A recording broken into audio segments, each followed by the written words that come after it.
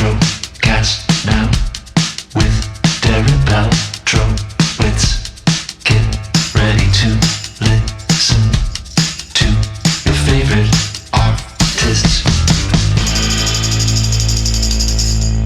Outtrocast. Mario, Mandela, pleasure to be speaking with both of you, to say the least. So many things I want to ask, but before I do that, small talk reasons, how are you doing today? Mandela first. I'm doing good. Just got back to LA, sunny, not raining. I was expecting it to be really, really rainy, so it's a good time. Looking forward to getting some Mexican food after this with Pops. And yeah, I'm having a good day. Movies coming out March 1st. What about you, man? I'm enjoying myself. It's not every day you get to do press with your kid, talk shit about movies you like and didn't like, and wear a cowboy hat, and he's got his, what is it? Oh, yeah, Homeland Security, and he's got his Prince shirt on. I feel it, you know? Well, I don't have the movie swag. Mario, do you get movie swag made for all of your movies? They make it. Usually they make it, and this is a pretty dope one. That's really, look here. Yeah, I'll say commercially sold or limited edition.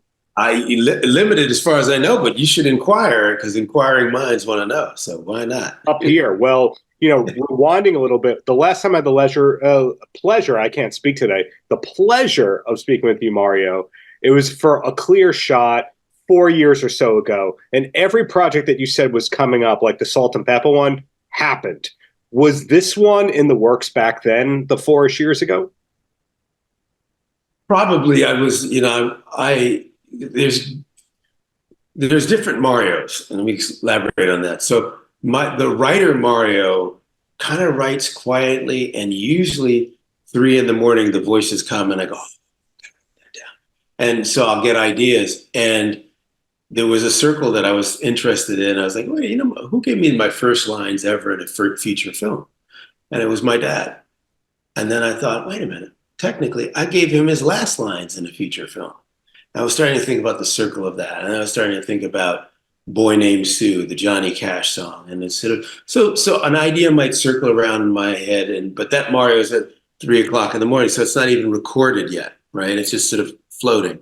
And then little by little, I'll start to creatively assemble the pieces, and it'll come together and go, wow, shit, this is a fun movie idea.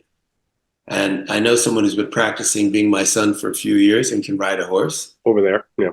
Right. And when I did Posse, you know, I had my dad, I didn't have kids. And now that I have, now that I'm doing this one and I have my kids, I don't have my dad.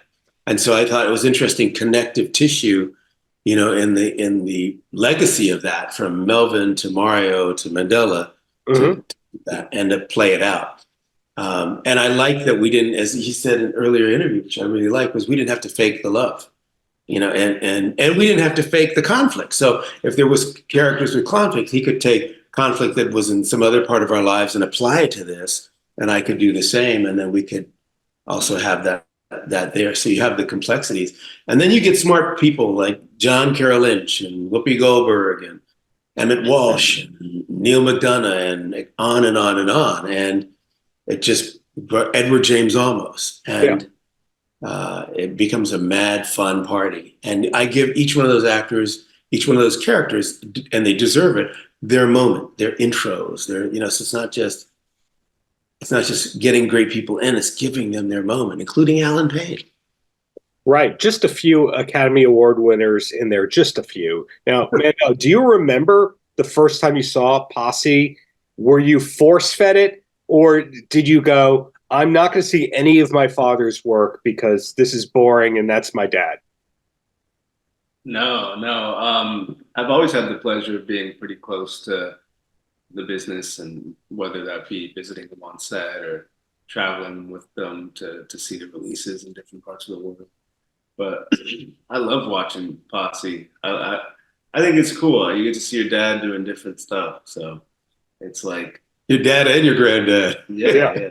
It's like an action figure of your dad being solo, or, you know, the cowboy, or even Los Locos. I remember, all kind of good ones. So I think it's I think what he's doing for a living, and I've gotten the pleasure of growing up watching and I guess following in his footsteps, is one of the more interesting ways to shape the world and how people view it. So, yeah. Do you remember the first time you saw Posse? Around what age you were? No. Probably too early, but It happened. And kudos to you, Mario, on the casting, not just for the name value, but showing that comedians generally are the best actors out there. Do you remember the first star who was attached to Outlaw Posse? oh wow, good question. It just started coming together pretty quickly. I talked to Cedric early on.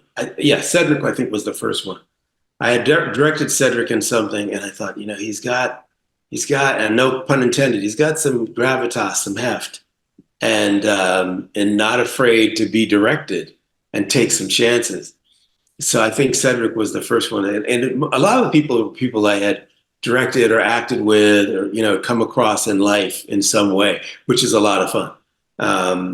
And I wanted smart people that could really three-dimensionalize their roles, that you felt when you met John Carroll Lynch that you knew who that character was. He knew who that character was.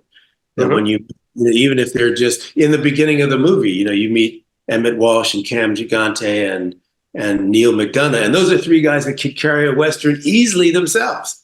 So you open frame going, whoa, that's what you're opening with? And you keep it going throughout. And then you get a ride with Whoopi. And then, the guy handling the dynamite is Alan Payne. And the guy who's the mayor is Cedric. And the guy whose dry goods store is, Edward James Olmos. And so it goes on. But then also you give them something to do. When Edward comes out and we say, oh, we're in the middle of his dry goods store in the middle of nowhere, and we've gotten the horses have gone missing. Mm-hmm. And we're a multi-culti posse. We come in and go, the horses are gone. Multi-culti posse. Yeah. And he starts. I've never heard that abbreviation said before. Yeah. Multi-culti posse. He starts cracking up and he goes, I could have told you that. The originals will liberate your horses. Who? The what? He goes, yeah, the Indians. Because these particular natives don't think human beings have the right to own any of God's critters. Now, before you get mad, these are the same Indians that set my wife free when she was born enslaved. And that's why we built our dry goods store right here. And so as a multi-culti, since you like my new word. Yeah, I do. To hear that, that's a bit of a mind blower. You go, how do I process that? You know what I mean? And then we've got to hitch a ride with none other than Stagecoach Marion, and she's got her whole dynamic. And so each character, the power dynamics continue to shift. As a good, I like Iliad in the Odyssey, and that you're following Homer through these series of crazy events, but somehow it gets there. And I like that. I like that you go, I'm seeing stuff I've never seen in a Western. I'm seeing Butch and Sundance like I've never seen them, and I'll never see them again. For example, when you saw it, did you know that was DC Young Fly? I did, because I read the credits and I go, oh, okay. I know a lot of people in this movie. Therefore, I'm going to watch this movie. That's the kind of person that I am, unfortunately. But did you know that was him robbing the bank? I didn't know until I went on IMDb and went, oh, okay, that makes sense. Because it's not often you get to see a black guy robbing a bank with a white dude in whiteface. And when we did it, DC said, okay, if I'm going to be Butch and Sundance, I want to be the Robert Redford character with the blonde hair. It's a reverse Al Jolson, I guess you could say. Absolutely. Although we start out with the other version of that. You got to drop one shoe and then drop the other. I totally get it. So this is a new movie to us, an old movie to you two. Mandela, are we allowed to know where we're going to see you next, what we're going to see you in, or do we just have to wait for the Hollywood Reporter to say it's okay to learn now? It's always okay to learn that. I think I can let you know a couple new news though. Reginald the Vampire season 2, that's going to be coming out March 8th, I believe. So that should be a fun one as well. Mm-hmm. Yeah, just wait for the Hollywood Reporter, I guess. Or are we following you on Instagram to learn? What's the way that we best keep up on you, the latest and the greatest? Not really big on the socials, so yeah, just like this. We got to just talk, man. Let's do another one of these. Hey, you got my support. And I am on Instagram under my name. It's all connected. You are. And Peebles on Instagram. And it comes out March 1st everywhere, Outlaw Posse. And again, when you make an independent movie, you're not going to have the big Marvel, advertising budget. So it is really guys like you, word of mouth. So thank you for talking to us and seeing it, man. And it makes it special when people go, I saw it. I'm not telling you to see something I didn't see. I saw it and you'll enjoy it. And that's great. It means a lot. Well, thank you. And the last question for both of you, and Mario, you first. What's the last concert that you went to as a fan? And the reason I ask is because in New Jack City, you're forever associated with music because that's kind of a soundtrack that changed everything right there. Then, of course, you're always looking for your next project of some sort. And you don't need me to explain why music's important. What's the last concert you went to? So I listened to a lot of different kinds of music. I did the Salt and Pepper movie. Yeah. I was in Girl Power Land for a bit, which was dope. I just went to a concert with Mark Canton. He produced New Jack City. And we went to he had tickets to see Kiss, their last concert, Madison Square Garden. You saw it at the Garden. Wow. Yeah. So I saw that, I'd never been to a Kiss concert before. I'm looking at doing a piece on Little Richard and Buddy Holly and that era. So I've been listening to a lot of that, and some Chuck Berry. So I'm always all over. I was just in Cartagena, Colombia with my daughter Morgana, and there's all kinds of great music there. And so, I'm always, because it's like Sergio Leone told Andrew Marconi. Marconi was the composer for Sergio Leone, the director who did, Good, Bad, and the Ugly. And he said, it's not the director's job to inspire the composer. I think it's the reverse. So you would have Marconi make the score early. And that's one of the things about Outlaw Posse, was really happy with what our composer Dante did with the score. And he did the score early. I went to him just like, I imagined Marconi and Leone doing, and talked about it. And he came up for that score early. And so I was able to have the actors go in hearing the music, which was really dope. Yeah. Well, fun fact before Mandela responds it. Did you know that Gene Simmons from Kiss spoke at Chuck Berry's funeral? Wow. I didn't know that. Wow. Yeah, it happens. Last concert. I don't know. I had all that time to think about it. I was. But... Something at the Hollywood Bowl. The last one coming to mind might have been just like... Well, you just worked with RZA. We worked on Wu-Tang, so we've been seeing stuff with the Wu-Tang folk, right? Yeah, I don't know what my last concert was. Well, if it were RZA, that'd be a hell of a concert. Bobby Digital himself. But the key is, thank you too for the great art that you put out into the world. Congrats on Outlaw Posse. Mandela, I think the pressure's on you to get the 4th generation Van Peebles into a father-son movie. So I hope that eventually happens. And I'll just keep checking the Hollywood Reporter for both of your projects. Awesome. I had a great time, man. Thank you. Thank you, brother. Is that avocado on your wall? Paltrocast. Well, thank you for taking the time. I'm going to say good morning, or is it good afternoon by you? It's 11, so whichever you prefer. Well, for you, it's good morning. For me, it's good afternoon. Thank you for taking the time. How's the day going, aside from answering the same questions over and over and over again from media? The day's going great. I got up, I got my workout in, I got a Chick-fil-A burrito. I'm chilling. It's been a good day. Was that a Chick-fil-A product placement? Are they one of your new endorsements because of the new EP and all that?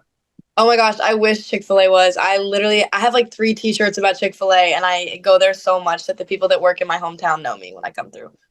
You never know what the Idol team can make happen because they've got all the partnerships. So let's put that on the bucket list, the endorsement. But anyway, congrats on the new EP. When did you actually finish it? I wrapped it up in about October.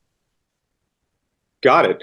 Were you making it in secret? In other words, did they have to say, okay, so it's a TV person, but we can't say who it is? Because sometimes that does happen with big, high-profile projects. I wouldn't say that it was necessarily that much of a secret, but especially in terms of, I like to say I'm Hannah Montana, so I was trying to go to school and do music at the same time. Yeah. So everybody, would see that I wasn't there a lot of the days, and there were, nobody knew what the crap I was doing. So it is very refreshing to be able to say it was an EP, and that's what I've been working on this whole time. So it was pretty secretive. So you had the best of both worlds? Is that I the... sure did. There you go. So what made you want to become a singer in the first place? That's a great question. I grew up around music. My dad was a musician, and I like to say that I just came out of the womb singing. It's always been a part of me. And then Boy Hurt My Feelings when I was like 12 or something, and I started writing songs, and it came together so chaotically, but in such perfection. So I wouldn't want to do anything else. At what age was your first live gig? Oh, that's a good question. I don't necessarily remember like my first Haven Madison gig, but I do remember my first time singing on stage. I was 7, I think, and I sang "Oh Holy Night" at church with my dad. Wow. Did you have to really learn how to use a microphone? Because I think you can learn how to sing really well, but the second that you get the mic in your hand and you're not used to echoes and not being able to hear yourself, it's kind of a shock. It's almost like a skill into itself to learn that. Right. I think I learned most of those things in church. I remember my first time like using my headphones and hearing things in my ears for the first time like that. It's definitely a skill, but for the first couple of things I did, I was a stick bug, and I just stood there with the mic and did the best I could. There you go. So the American Idol stage, of course, that's a little different than singing in church. What was the hardest part of all that for you? Was it learning how to do media? Honestly, I wouldn't say media was the hardest part. I would say being on a show that has judges and is technically a competition at the end of the day makes people very vocal. So I would say, it was very hard to like try to be on my phone or like scroll on Instagram and see what my friends were doing because people were, commenting whatever they thought or messaging me whatever they thought. And so just as a 16-year-old baby, getting used to the fact that there was like a middle-aged woman telling me I was talentless, that was pretty difficult to adjust to. Yeah, so how do you handle the trolls? I mean, different people do different things. Some people ignore, some people say, "Oh yeah, today's the opposite day," that kind of a thing. What's your approach? That's a good question. I think it kind of depends on the comment or the mood I'm in the day. I'm definitely not afraid to respond to them because I'm big on empowerment and spreading kindness and positivity. So I'm not afraid to respond and be like, hey, like, this is stupid. Just block me. But for the most part, I do try to ignore it. But it's definitely nothing I'm foreign to at this point. I'm kind of just aware that even in my hometown, like I'm just kind of aware that my name's generally going to be in most people's mouths, but really there's not a bad publicity. All publicity is good publicity. So well said. Well, again, we were connected because you have a new EP out. Have you recorded other things? Are there demos? Do you know what the next release is looking like? Yeah, I'm actually starting to form my plan for the next release, which is really, really exciting. Lots of things coming up, but being a songwriter, not only do I do it recreationally for fun, but I'm signed on publishing. So my weeks consist of rehearsals and meetings and social media, and then also writing sessions. So I have a very long list of demos that are very hard to pick from right now. When it comes to writing sessions, from having worked with songwriters and producers, I know that some people come to the table as the top line person, the person who has the melody. Other people are the vibes person. All they do is they make sure that everyone's having a good time, they got along. Other people are the producer or engineer, the person's actually working the computer. Which one do you come to the table with usually? I definitely come to the table with top lining, but I think something I enjoy and something that's cool about my writing is I'm not foreign to any other piece of it because I grew up with my dad and I was learning how to sing in the studio while he was learning how to produce. I know the sounds I want in the studio and I know the duplicates and doubles I want and the time frame. So I'm definitely not afraid to talk to the one that's behind the computer and explain what I want as well. Wow. Okay. So you're a pro, you're a veteran. At your age, that's the vibe I'm getting, that you were taking this seriously since you were probably 11 or 12. I was, yeah. I mean, it was taken seriously, but it was also such a point of interest that it was never like, I need to learn how to produce. It was just like, whoa, like what buttons are you pushing right now, Dad? So no paper route, no working at the Gap. Your first job was basically American Idol. I mean, I had my fair share of first jobs. I had my babysitting and I worked at like a arcade and I had my fair share, but definitely my first big girl task was going on American Idol and I wouldn't have it any other way. That's fantastic. And are you aware of touring plans or anything like that? Or is that all under embargo till the time is right to unveil? I mean, definitely, touching into the water, trying to figure out what we're thinking and stuff. I definitely do want to tour. I love a live show. It's kind of, I think touring is mainly determined by how much people care. So we kind of have to see what people think and how they consume the EP, but definitely touring is in the future. When somebody sees you live, is it just basically going to be turn off all the lights and one or two covers? Do you know what your set list might look like? Yeah, I think there's such a beauty and an art to a live show. It's not just turn on a track and play the song how you made it. It's make a new song. So I'm working on some live stuff right now. I've had some rehearsals because I've got a few showcases kind of spread across the country. And it's definitely an art to go back through and make each song fresh and make a new version. And I love covers. Definitely would play what I've released. I would love to play some unreleased stuff too. I take a lot of inspiration from the concerts I've been to. So, yeah. Oh, what's the last concert or two that you went to as a fan? The last one I went to as a fan was Noah Khan. It was incredible. I would like 10 times over go again. It was insane. Was your father making you go to a lot of concerts as a kid? Oh, no, he was never making me, but I actually, I lived on a tour bus for the first 7 years of my life. I was homeschooled while he was a touring artist. So I grew up where every night was a concert. And so it was kind of just like my nature. And then once I got a little bit older, because he continued to be a touring musician, I could pick and choose when I wanted to join him or who he was going to be with. And even to this day, he's a speaker now. I'm actually going to Winter Jam tonight at Bridgestone, which is a Christian conference. So definitely there's a lot of options with seeing live shows. And, he pulls his connections to help me get inspired and learn. That's another skill that you have that I don't think most people know, which is learning how to live off of a tour bus. You have years of experience of that already. I do, yeah, and I honestly loved it. It was I was so young, and so I didn't know anything different. I remember my first time in public school. I literally had to ask so many questions. I was like, okay, like what is an ACT? Like what is all this? I didn't know. So my normal day to day was sleeping on a bunk and setting up, and like wrapping up all the wires and helping them get the riser set up. Like that was my normal. So, were you drinking coffee at a young age also to keep up with those hours? No, I was on the juice of Jesus somehow. I still don't like coffee. I'm sure I'm going to get there eventually because I work like a mule, but I still not really into the coffee thing. Unless there's an endorsement like your future Chick-fil-A endorsement, right? Then you love coffee. Truth. Well, the last two questions before I let you go. First one is these unreleased songs of yours, because you're writing a lot more than you get to put out. Might those wind up with other artists, or there just have to be a Haven Madison posthumous box set that we wait 50 years for? That's a great question. I think there's such beauty when an artist can learn that it's better to collaborate than to compete. And I've learned that myself in working with other artists and seeing how other artists work. So I'm not opposed to, if I write a song and it just doesn't fall in my catalog, to handing it off to another artist. I think art is when it's right and when it's intentional, it's meant to be heard. It's not meant to sit in a file forever. So whether it sits in my file and eventually comes out with the right project, or whether I hand it off to another artist, depends on the song. But I definitely think that all art is meant to be heard. And the last question for you before I let you go. So far we've learned you're a Chick-fil-A person. You do go to concerts. You're writing a lot, not just as your career, but your hobby. What's the next big passion besides music and family and faith? Yeah, that's a great question. I have always been a performer. I was that kid that was like, Mom, like watch me do a forward roll. So I love acting. I love modeling. I love fashion. And I want to go full swing into those things. I have an EGOT on my bucket list. So all things performance is what I love. And I'm just trying to kind of spread out into each zone and waters. But I think the theme between everything I do is just being authentically human. So finding different acting opportunities and fashion opportunities and modeling opportunities to display that as well.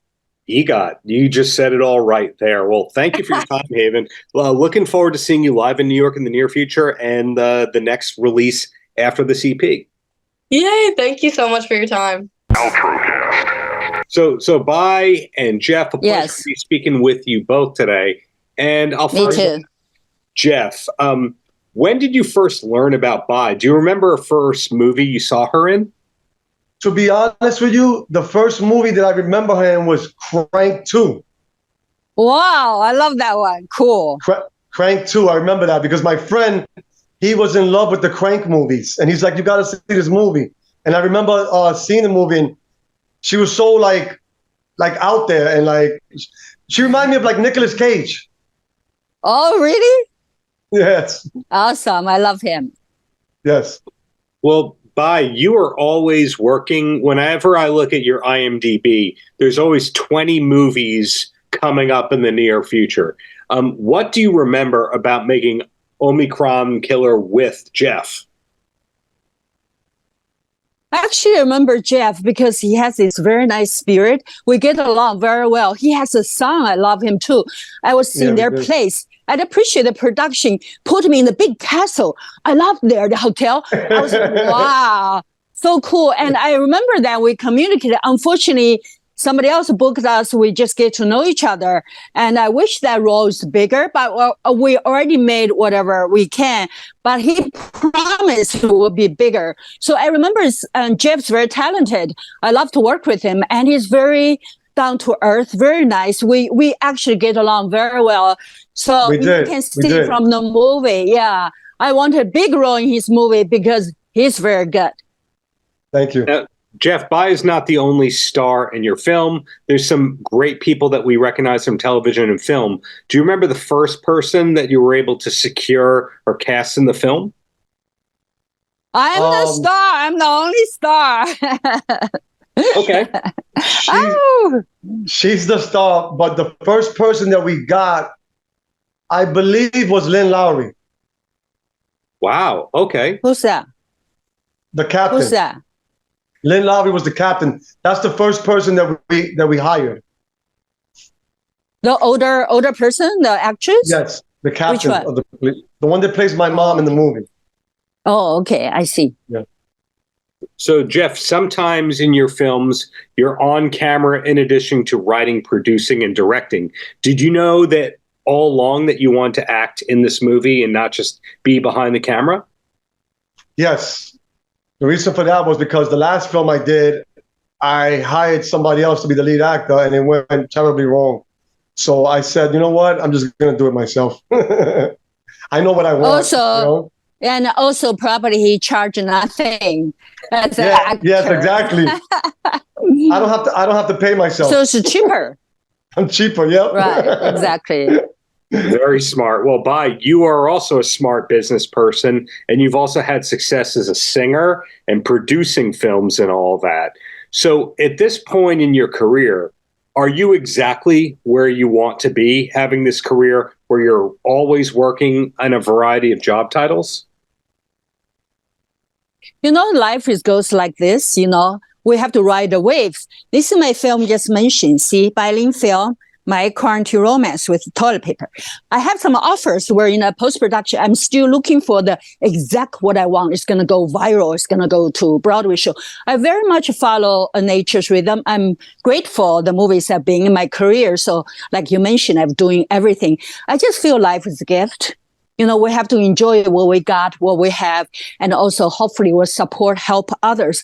I think a film is to entertain others, to give them joy, surprise them, and scare them. So I'm very happy to support a lot of independent filmmakers. Paltrocast.